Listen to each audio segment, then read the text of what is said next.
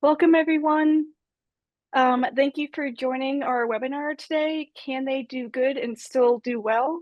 Local TV stations and communities information needs. We're here with Harvard Kennedy School's Bradlee Professor of Government and the Press, Thomas Patterson. If you have a question, please, instead of the chat, submit the question via the Q&A box at the bottom of all of your Zoom screens. And just let everybody know that we are recording today's session and it will be available on our website in a few days. All right, I'm going to turn it over to you, Tom. Thanks, Caroline. Thank you for joining us. What we're finding out is the closures of newspapers is more than a crisis for the papers. It's a community crisis. We've seen more than 200 newspapers go down. More are coming. The Bureau of Labor Statistics monitors 537 job categories.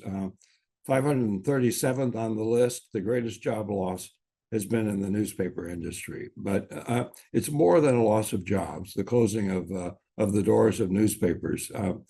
It's been happening for long enough now that we've had good studies on what happens when the newspaper disappears from the community. They've monitored and found decline in civic engagement, weakening of social cohesion, sort of knowledge, understanding of what's going on in the community. That's declined. Increases in party polarization. Voting in local elections, not necessarily national, but voting in local elections goes down. And local officials become less accountable. And our study suggests that local TV news stations can do more to help fill the gap created by the decline of the newspaper. Local stations happen to be the most trusted of local news outlets and more trusted than virtually every national news outlet. You have a larger collective audience than any other medium. And even though the financial pinch is coming, it's not as severe as those affecting local newspapers, radio, or online startups. And the purpose behind our study was to bring local TV stations more fully into the conversation about what can be done to meet communities' information needs in this era of declining newspapers, and to provide stations with research-based evidence that could inform their thinking about their news programming. So for the study, we did an online survey of local TV news stations. We contacted 504 stations, 325 responded. And if you're one of those respondents, our deep thanks. We're very grateful for your participation. The response rate was about 2/3 of the stations responded. Now, for an online survey, that happens to be extraordinarily high. And I think it's an indicator of how committed the stations are to thinking about what they do and how they could do it in different ways. And this study is a companion to a study that we did a year ago on local public radio stations. Again, the goal of that study was to try to determine how local public radio stations could make a larger contribution to their community's information needs. In that case, we concluded that funding was the big problem. They're very short of staff, they're very short of funds, and of course, as you know, it looks like Congress is going to claw back some of the money that's been appropriated for the next 2 years. So that funding crisis is going to get even worse. That makes local television stations even more important when we think about communities' information needs. Let me give you a brief profile of the participating stations in our survey. So one of the things that we did ask stations to do is to tell us where they fit in the market. What's their market position and how many competitors, local TV competitors they have. And you can see here, this is the distribution. About 1/5 of the stations don't have a local competitor. 1 out of 7 has three or more competitors. You'll notice that we're disproportionately stations that are doing well in the market. And I think one reason for that was when we went out in our survey, some of the stations that we contacted, the management or the news division actually handles more than one station. And we asked them to respond in the context of their stronger station. I think that counts for the overrepresentation of top-rated stations in the mix. Then we asked them to talk about changes in their market share, not in the size of their audience, but in their market share compared with their competitors during the past 2 years. And as you can see, they seem to be doing well. They were more likely to say that they had had an increase in market share, but a large number said it's unchanged. And then about 1 out of 9 moderate decrease in their market share, and 1 out of 50 a large decrease. We also asked them about the size of their news staff. 10% have 15 or fewer on staff, and we used a very generous definition. It's at the bottom of the slide as to what constitutes staff. So this is a very generous definition of news staff. But I'll give you, for comparison with local public radio from that particular survey, 60% of local public radio stations, by the same definition, have 10 or fewer on news staff. They don't have much reporting muscle compared to local television stations. And of course, some local television stations have very substantial newsrooms, 76 or more people. About 1 out of 5 stations are in that category. Then we also asked them about the trend in the size of their news staff over the past 2 years.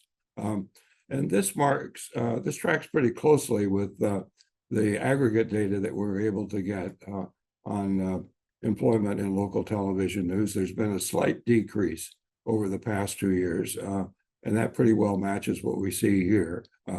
The percentage of stations saying they had a slight decrease was slightly larger than those that had an increase in size. Most say they stayed about the same size in terms of their staff.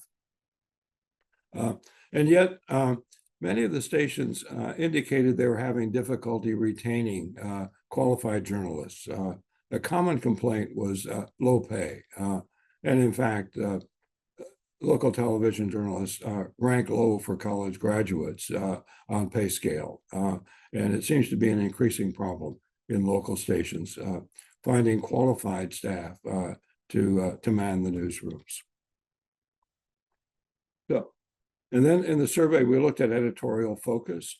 Not surprisingly, most stations are pretty heavy on breaking news, and we defined that as a heavy concentration on crime, accidents, and the like. And then on the other end of the scale, we asked whether they're heavy on local government and local issues of policy. And you can see that there's a tendency in the space occupied by local television news stations to emphasize breaking news. That tendency has been out there for decades, as you know, with a pretty strong emphasis in that direction. Many stations leading their newscasts with a report on a local crime event. Then we wanted to understand what was the relationship between a station's ranking in their news market and by their editorial direction. Now, if we were to look at the stations that have 3 or 4 competitors, there actually are about 25 combinations. So we whittled this down to look at the stations that are in a market where they have only one competitor, where you can see when you have only head-to-head competition, which particular models work particularly well. Now, somewhat surprisingly for us, and perhaps for you, the stations that go heavy on local government and local issues tend to be the best performing in head-to-head competition.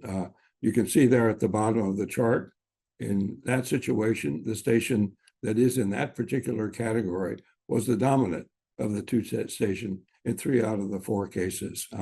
When you get up into heavy on breaking news, it splits about even 50-50.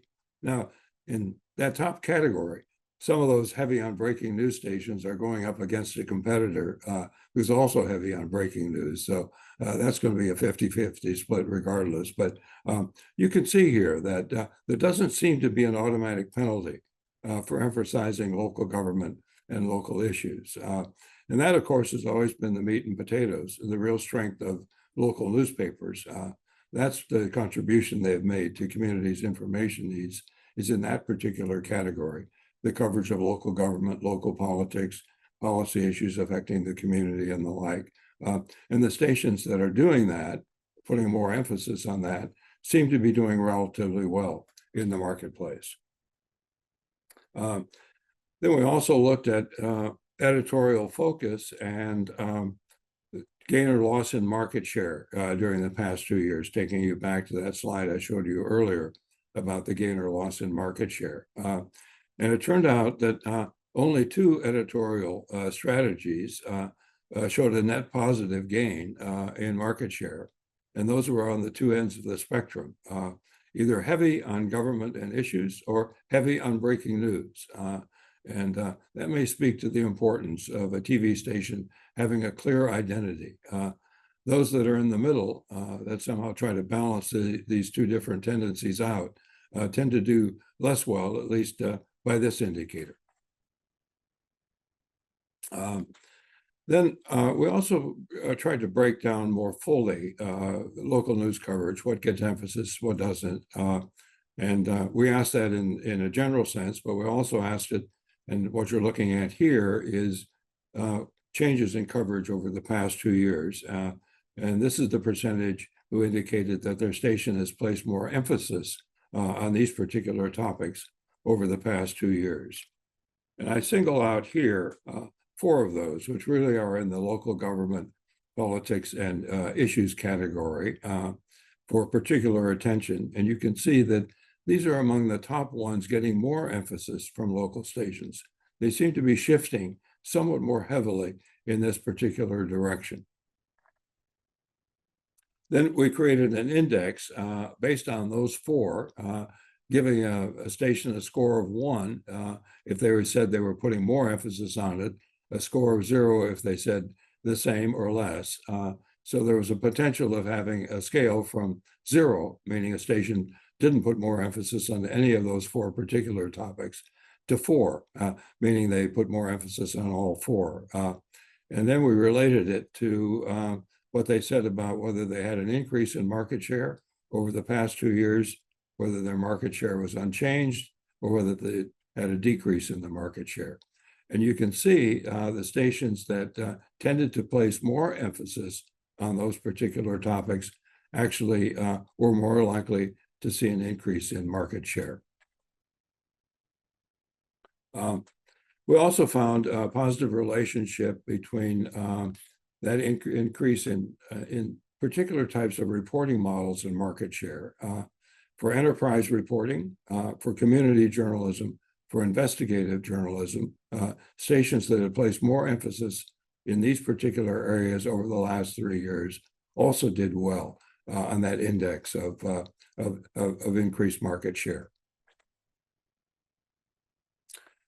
Another way that stations can think about making a larger contribution to communities' information needs is expanding their news coverage.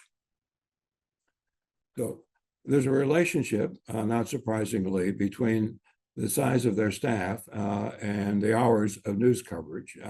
And I show it here in this particular slide.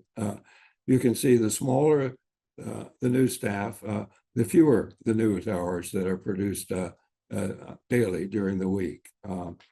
And the range here is pretty substantial, from 2.3 hours for those stations with 15 or fewer in the newsroom to nearly 14 hours for stations that have 76 or more staff in the newsroom. And then we looked at the changes in the amount of news coverage over the past 2 years. And we found that half of the respondents reported an increase in their news coverage. And about half of those added more than an hour of programming. Only 3% of our respondents claimed that their station had cut the local news hours. And not surprisingly, we found that the stations that increased their coverage were those that had the larger news staffs. We also found a positive correlation between the hours of coverage that stations had and the increase in their coverage. So it was the stations that already were doing more that added more hours to their coverage. Now, it takes money and staff to expand broadcast news hours. And we asked stations about the likelihood that they would be able to raise significant or get significant new funding to expand their broadcast news hours. And as you can see here, only 8% were highly optimistic about obtaining that significant new funding to expand staff and news hours. And roughly 3 out of 5 were not at all optimistic about that possibility.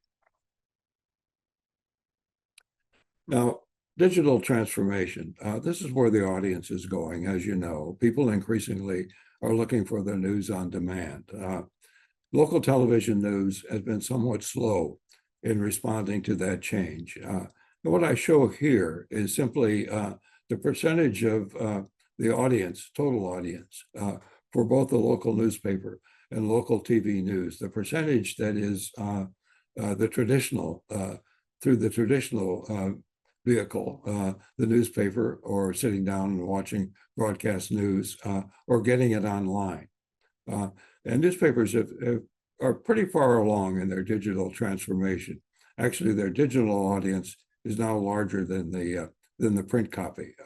Local television news, on the other hand, about 3/4 of their audience really is in the traditional category, sitting down and watching broadcast news. Now, stations prioritize digital transformation. They understand that the audience is changing and they need to adapt. You can see here that the largest proportion of our respondents said they place a very high priority on digital transformation. And they're also approaching it in the right way. You think about the homepage content as one indicator of what type of digital content a local television news station is providing. Here's the percentage. They're going local. And what the studies show is that when people go online to a website that's local, they're looking for local news. They're not looking for national news. They can get national news in greater depth and probably better quality by going to one of the national news sites. If you go to a local news sites, you're looking for local news. And you can see that local television stations are, in fact, responding to that particular demand. And this is different than we found for local public radio, by the way, and that's more of a staffing problem for them. They really don't have the staff to do much in the digital space. Their staffs are too small, and it takes staff to have a digital imprint. So they're more likely actually to end up highlighting national news stories on their homepage, but local television stations are doing it the right way. They're featuring local news content. Now, one area where they need to up their game is to do standalone digital content, as opposed to simply taking their broadcast content and posting it online. This is really the key to developing a loyal and substantial digital audience, is to have continuous updates and to have standalone digital content. And most stations have been slow to provide this kind of content.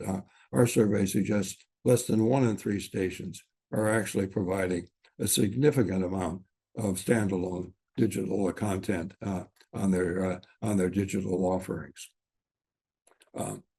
Not surprisingly, it's closely related to staff size. If you have a small newsroom, it's really difficult also to have a significant footprint in digital. And you can see there's a very pronounced tendency for the larger stations to have much more standalone digital content among their digital offerings. This ratio is pretty substantial. It indicates the importance of staffing and more resources to address the challenge of adapting to the online audience. And then we asked our stations also about the likelihood that they can get significant new funding to expand their digital offerings. And again, they're relatively pessimistic about the possibility of that funding to be forthcoming. Only 6% said it was very likely, 27% somewhat likely, 2/3 not likely. So if a major challenge of local television stations today is finding additional resources, where could those resources come from? Well, one way is to do more partnerships with other local news outlets, to take advantage of combining newsrooms and news staffs to do more local coverage. And what's interesting in comparison with our study of local public radio stations do a lot of partnering with other local news outlets. I think one reason for that is they have not very large staffs in their own right, and they need those partnerships to expand their local coverage. Local stations, for whatever reason, local TV stations, for whatever reason, have been somewhat slow to pursue partnerships. But in particular areas like investigative reporting, partnerships can really give news outlets leverage, give them a chance to really do a level of journalism that's not possible within their own resources by partnering with other outlets. So this is a largely untapped source of additional resources for local television news. Legislative action, long sought, hasn't happened yet, but there's always that possibility. And it would make a huge difference for local media if we could get Congress to step up. The problem, as you know, is that the digital companies like Google and Meta use the content of local news outlets pretty freely without adequate compensation. And you don't really have the option of withholding your content from those platforms.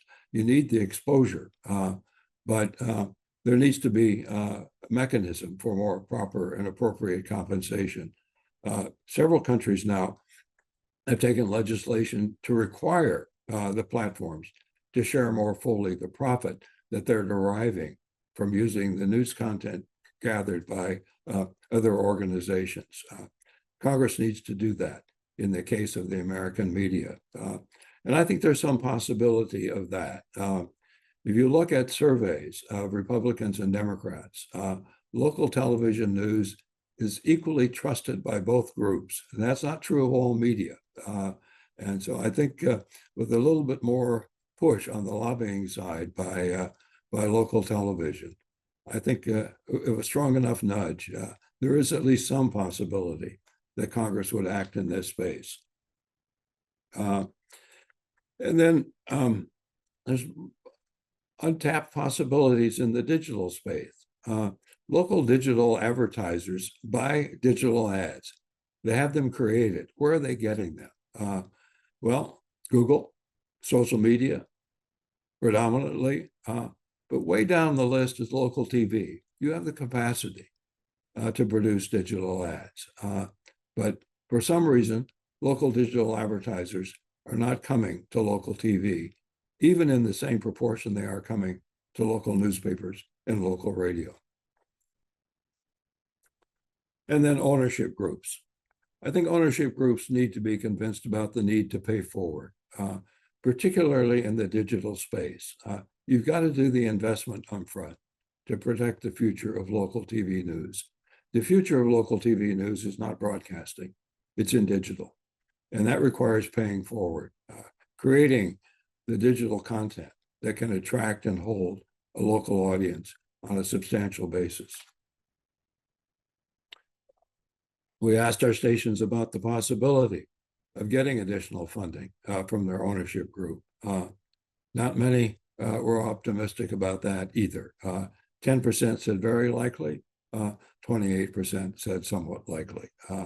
But again, this is an area I think where work needs to be done to convince ownership groups about the importance of paying forward to sustain and build local television news, particularly in the digital space.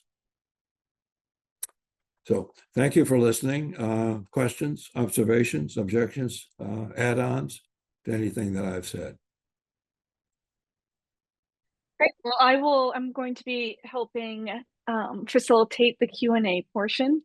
So, Tom, let's start off with can you talk more about the stations that participate in the survey? Can you, in particular, um, tell us about their market ranks and how many were public versus commercial?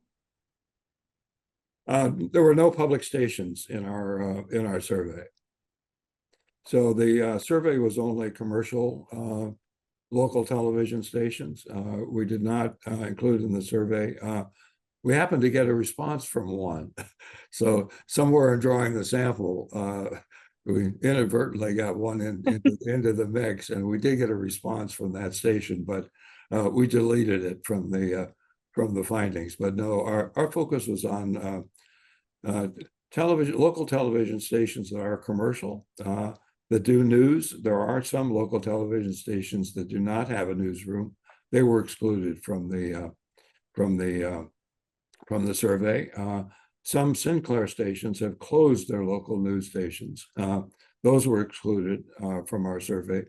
And as I indicated, some local stations share management and news staff. And in those cases, rather than having the respondent do each of the stations, we asked them to do only the leading station.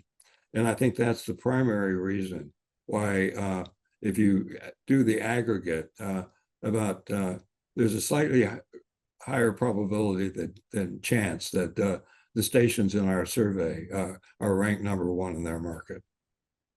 Okay, thank you for that. We actually have Richard Parker raising his hand, so I'm going to attempt to allow him to talk. Let's see this. Richard, are you there? You are on mute. How's that? How's that? Can you hear me? Perfect. Okay. I'm curious about the distinction between chain-owned and locally owned stations and what you found in particular. So thanks, Richard, for the question. And thank you for being such a good colleague over the years. So a couple of observations. One, when we looked at the O&Os, the network owned and operated stations, what's interesting about the O&Os, they're pretty resource flush, but they tend to be pretty heavy in terms of producing local news as opposed to using content that's used by their ownership. When you get into the chain owners, they were more likely to at least rely in part on content that was produced by the ownership and then used by the local stations. But for the most part, they again emphasize local and not the not the content that's produced by the. We don't have very many in the sample. We don't have very many sample kind of truly independent stations. So I did break them out, but I couldn't discern any particular pattern there. Obviously, they're very heavily dependent on local production because they are kind of a standalone television station. But there aren't a lot of them. Most of them have a network affiliation. And of course, most of them also are part of, have an ownership group. Now, what we did find, and what I didn't put in the report deliberately, was on that those last questions when about how much support they think might be forthcoming from their ownership group. And there's quite a lot of variation from ownership group to ownership group, where it appears that some ownership groups are much more attentive to the revenue needs of local stations and do deliberately, in terms of policy, try to bolster their newsrooms. Others appear to be more profit-oriented and less inclined to do investing in the pay-forward idea. Great. Thank you again, Richard, for the question. We have a couple of questions about kind of how you define terms for the survey. So the first one asks, how is local TV defined? And they give an example. because local TV in the NYC metro region can cover, more than 30 million people in Yeah, dozens of communities. So correct. can you talk more about that? Yeah, we pretty much let our stations define what's local. One of the differences between local television and local public radio is that, and even local newspapers, is we're talking about different types of media markets in some ways. Only about 1% of America's newspaper has a direct competitor in the same community. Fewer than 10% of local public radio stations have a direct competitor.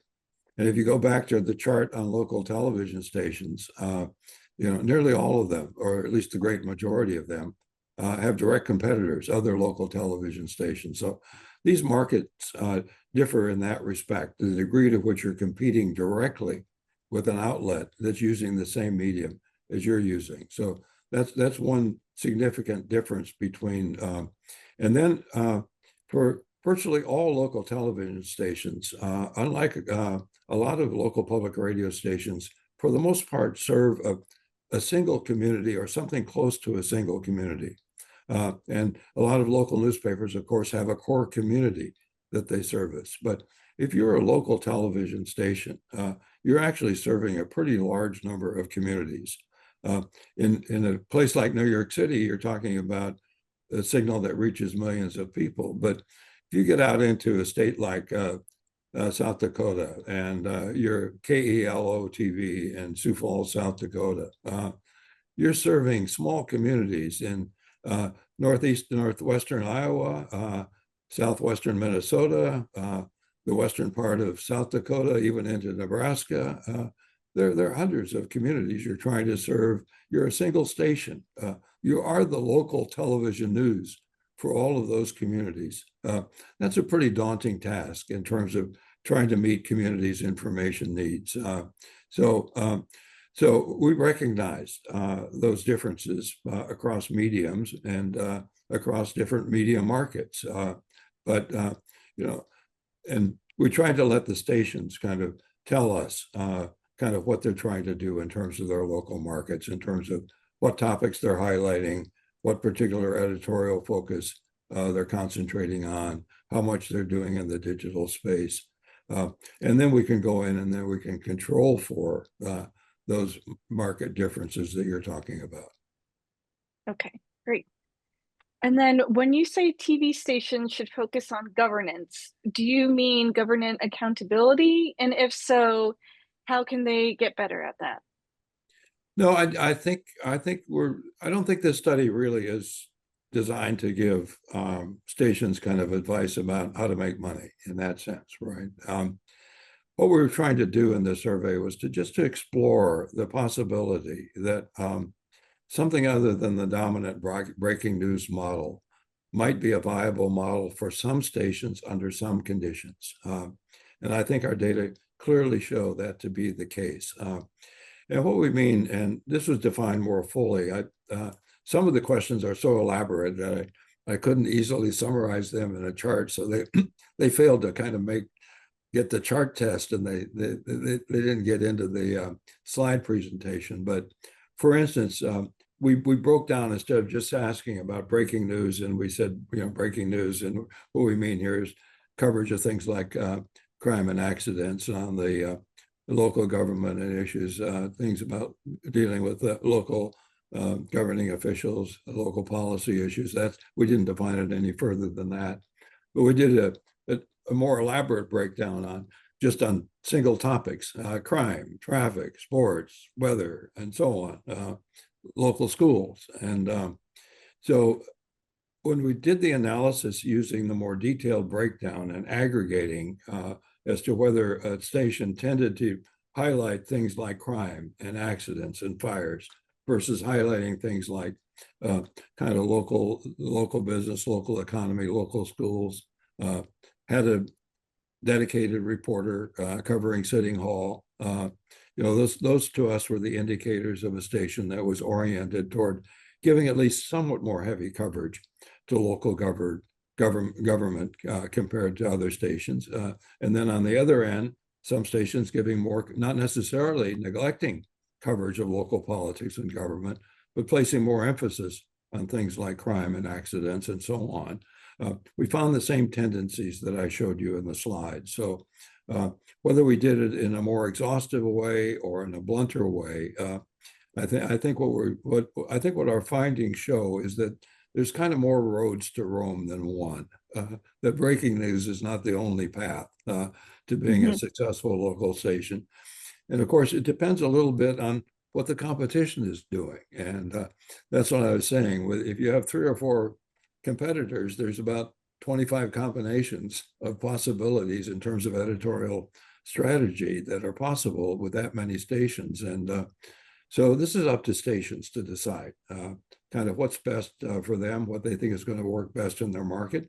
And of course, markets differ as well in terms of their receptivity to a particular type of news. So that has to be taken into account. And that's not taken into account in our survey. So, these decisions, these deep, important, one of the things that's pretty clear that was really understated for decades when thinking about the news media and the public interest, asking the news media to do good as well as to do well, is how important profits are. That when profits start to go away, so does the news. That's the story behind our newspapers. It was the shrinking profit model. The business model was breaking down. The minute the business model breaks down, then in fact you start to compromise on news. So we're quite mindful of the need to make profits. But the question is, within that context, is it also possible to do things that actually contribute in a greater way to meeting communities' information needs in this period when newspapers, which have been the primary source of community information of the type I'm talking about, when they're in decline? What can public radio do in this space? What can startups do in this space? What can local television news do in this space?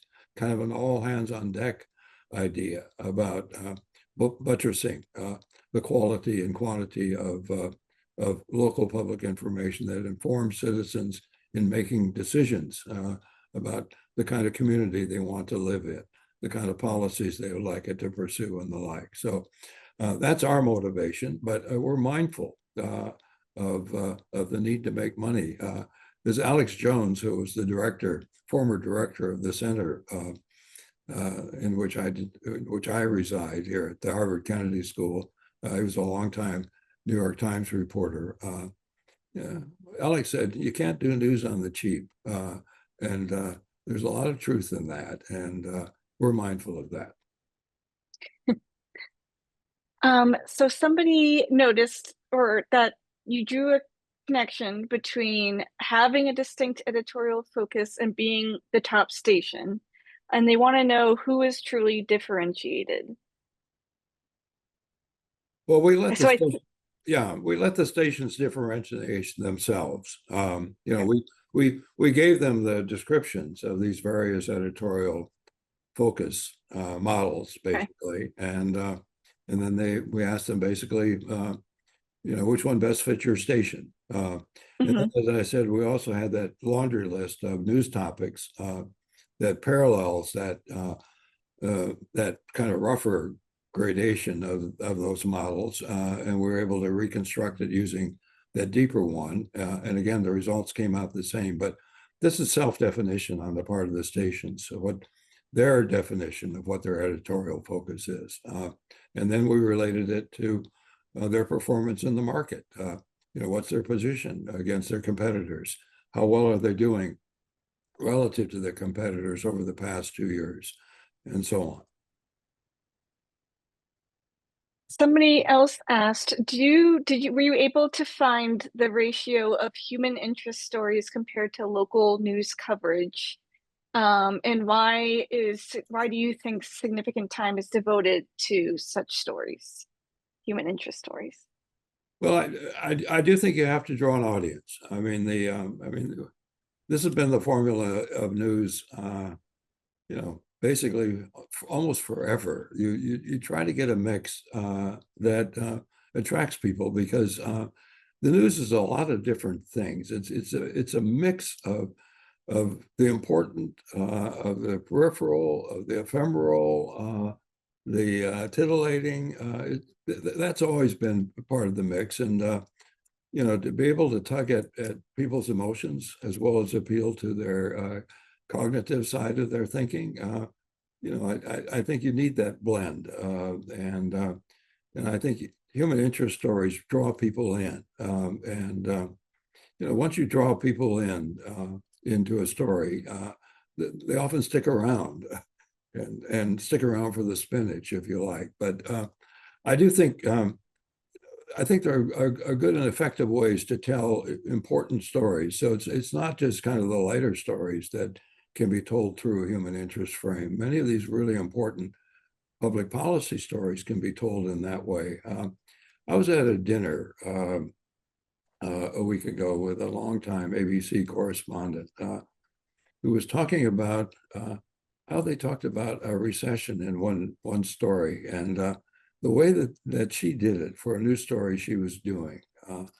There were people standing in line who didn't have the money for food, who were at a food pantry. And what she did, she instructed the camera crew to go down the whole line, but only looking at people's shoes. That really tugs at the emotions. That tells you a story about hunger and people's willingness to stand in line for a long period of time to get food that they don't have to put on the table and feed their kids. So I think there are compelling ways to tell important stories. And they don't have to be dry. They don't have to be dull. And many journalists, of course, are very good at that. And that attracts audiences, but it also holds audiences. It tells people, I want to come back. And stations, I think, that have an identity of telling good stories, they have a much better record of retaining loyal viewers. So the next question, I believe, is from a news anchor who participated in this study. How can anchors help lead the shift toward deeper community journalists without necessarily going back to field reporters? Yeah, I'm going to leave those tactical decisions. Actually, you know so much more about this than I do. I mean, it's a real challenge. I think one of our respondents, I'm not sure it was you or not, but probably the odds are it wasn't you, because we had 325 respondents. But one of our respondents talked about they started to basically put their reporters out in the community, having them start in the community during the day instead of in the newsroom, and sprinkling them around the market and do more enterprise reporting. You're in a local area, go find an important story for that community and then bring it back to us. And he or she suggested that it really had transformed their newscasts. And that was one of the stations that claimed that they'd gained market share significantly over the past 2 years. And he credited it with being out in the community and telling the community stories to the community, that made their newscasts more relatable than they had been. But again, I don't know, this isn't what I do. I studied the news. I don't create the news in that sense. So I defer to your expertise in this, but I do think, again, tapping into the human interest part, talking deeply into the community, community journalism, going to the neighborhoods, going to groups that are important in the community, talking with them, getting their story told to the larger community. This creates connectedness. This creates a sense of community, and with that come those other things that are being lost with the decline of people's understanding of the place that they live. When you're getting almost all of your news from the national media and it's polarizing, it doesn't buttress, it doesn't strengthen community. So we're very dependent, and increasingly so, on local television news to provide that tissue that holds communities together. Do you have any advice or information specifically for rural stations? Well, I grew up in a town of 1,000, so in rural Minnesota, and we got our signals out of Minneapolis and Mankato and Sioux Falls, and the for the rural stations, there's one thing that really matters a lot is weather. I can't tell you how important weather is. Now, weather happens to be the most heavily covered local television news subject across all the stations on average. So you understand the importance of weather. And by the way, it's declining in importance for local newscasts. Only about 1 out of 5 adults under 30 pay any attention to local news, local television news, and they get their weather off their smartphone.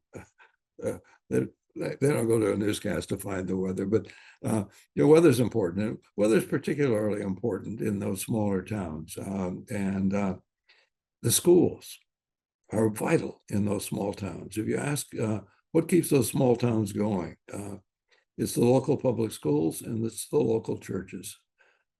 Those are groups. Those are institutions in those communities. And people can relate because if the school is important in a small town 50 miles away, it's also important in my small town, and so on. So I do think, speaking to those communities, now the station is almost always based in kind of the largest community in the mix. So obviously that's going to be a fundamental focus, a central focus of much of the coverage. But to get out to those other communities and to talk about them in ways that the other communities that are like those communities can connect to seems to me something that could really work well in those particular areas. Great. And Beth Worsham sent a number of great questions. And one of them is, are you aware of any markets where a commercial station is working with a public radio or TV station? She's thinking about pursuing that possibility. There are some. I'd have to go back into our data. But if you'll send me an email or contact Caroline, who I think sent out their contact on the webinar, I can dig into the data and see who's doing those kinds of partnerships and get back to you. Great. Yep, everybody should have my email via Zoom, or if not, it's I think it's findable on our website. Another question that may require you to dig back into your research. Have there been any studies that analyze how long it typically takes for a newscast to become a new newscast to become profitable? I don't know of such a study. Pretty much everything under the sun has been studied. We created a cottage industry of communication researchers that study almost every aspect of media. I'm not sure there's we certainly have some interesting studies of startups and how long they take. Most of these startups that are actually fail. The online startups that are trying to move into the places where the newspaper is closed down. So we do have some quite good data on what it takes to be a successful startup, how long that takes, and also kind of what the failure rate is likely to be, and what kind of communities are more likely to be able to provide a revenue stream that's going to work for a digital startup. But I don't know, and it may well be that this is one area where that most of the news stations, except for the low power stations, have been out there for a long period of time, and because of that, they came along before we became a full cottage industry, and it may be that the moment in time to investigate that has been lost. I mean, you can sometimes go back and capture some of this information as a researcher. One of the most interesting studies of television, for example, I know this is going to be off topic, and I'll do it as quickly as I can. Television rolled out in America in 3 waves. So there was a wave right before World War I, and then it was shut down. That wave was shut down of giving licenses because we needed the steel that it took to create the towers for the war effort. And then right after the war, you had another wave, and then that was slowed by a recession, and then you had a third wave. So television stations came on, didn't all come online at the same time. Radio, much more, they came on more quickly and together, but for television, it was staggered. We created a great natural laboratory to look at the impact of what happens when television comes into the community. So we've got some really good studies about that. But I don't know if we went back into that data set and look for success in the way that you're talking about, whether we could get an answer, maybe. Now you talked a lot about the need for stations to create original digital content. Do you happen to have any examples of some stations that are doing that well? We have we have a couple of very good stations here in Boston. And we did a case study of one of those stations. Again, if you'll send me your email address, I'll send that case study to you. Great. Yep, I dropped my email actually in the chat. Okay. So we can figure out how to get back to people. Yeah. Another question, can you discuss the general breakdown of participation among the larger media groups in this survey, like Gray and Sinclair, for example?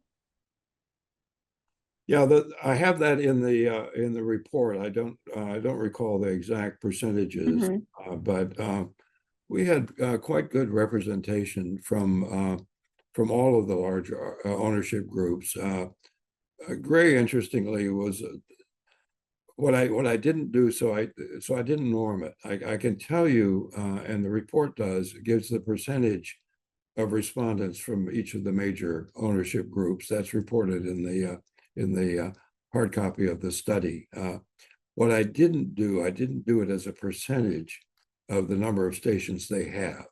So it may be that if you look simply at if an ownership group had 10% of the stations, 10% of the total stations that responded, whether that's half of their stations or a third of their stations or 85% of their stations, you'd want to know that in terms of the level of participation. But we had very good participation from all stations from all the ownership groups, including Sinclair, by the way. So what I didn't do, I have done it for my own purposes. I have done the breakdowns of ownership groups on many of these variables. I didn't want to get into the business in this report of saying this ownership group is doing better than that ownership group and the like. I thought that would be counterproductive. What we'd like to do with this report, this particular webinar was intended primarily for the participants in our survey. The people were very thankful for being part of the survey. But we're gonna make an effort to be reaching out to ownership as well, because they control many of the dollars that flow into the local stations. This question stuck out to me. It was asked in the chat. Is there any correlation between stations producing their own content versus a public entity producing their own content? For example, there was a backlash recently with the Houston School District offering news and forgoing local news stations. Any thoughts?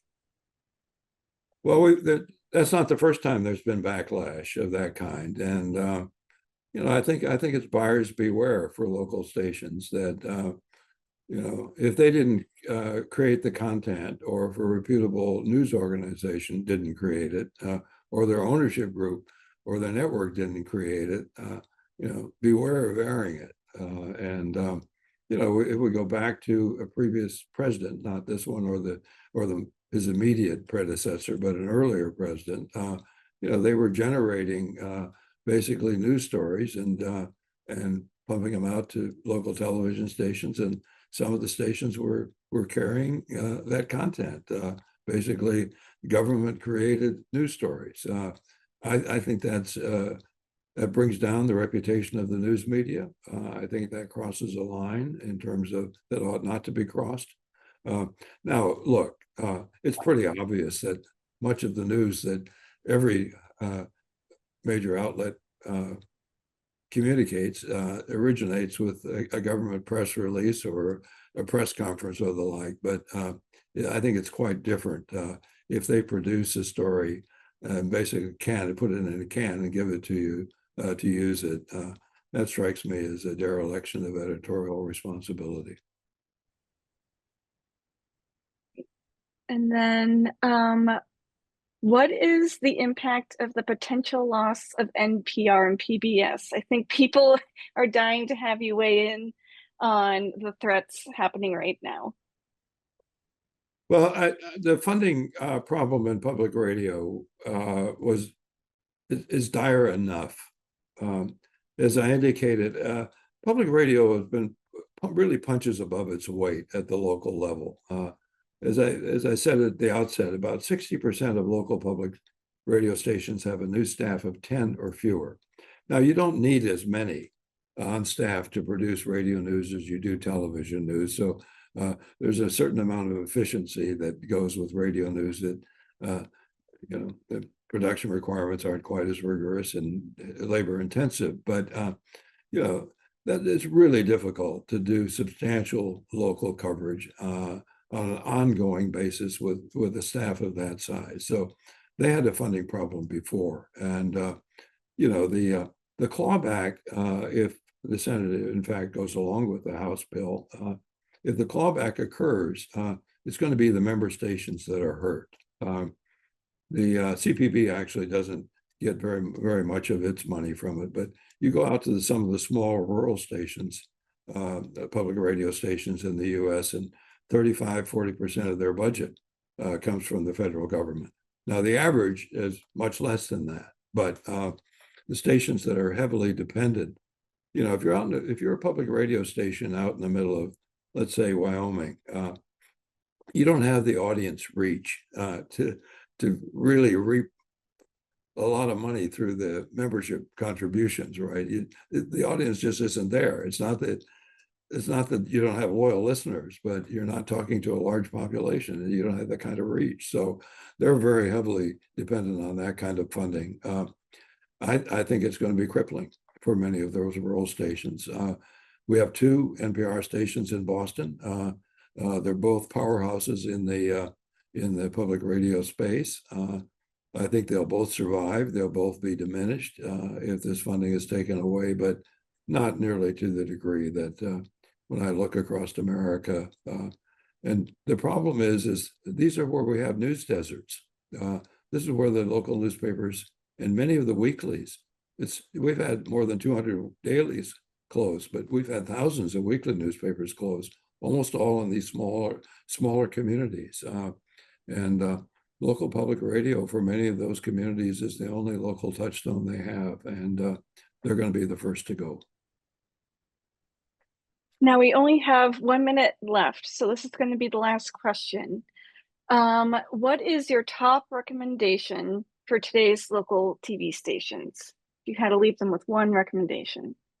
No, I think to think harder about the community you're serving, how you can best serve that community, how that aligns with also your need to make a profit, to stay in business.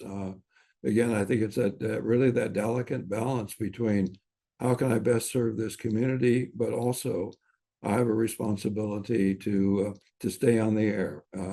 And I think finding that balance, I think and I think the answer is not the same for every station. And I think one of the things that this report suggests is that maybe the breadth of possibilities is somewhat wider than some stations might think. Mm-hmm. Great. Love to leave it on an optimistic note. So thank you again, everybody, for joining. This new report from Tom is available on our website. And his report where he looked at if radio stations could fill the gap is also on our website that he conducted about 2 years ago. So please do check those out.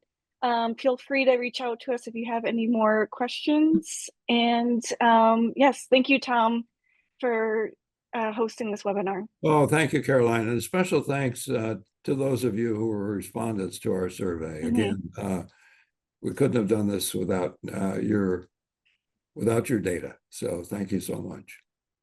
Great. All right. Bye, everybody.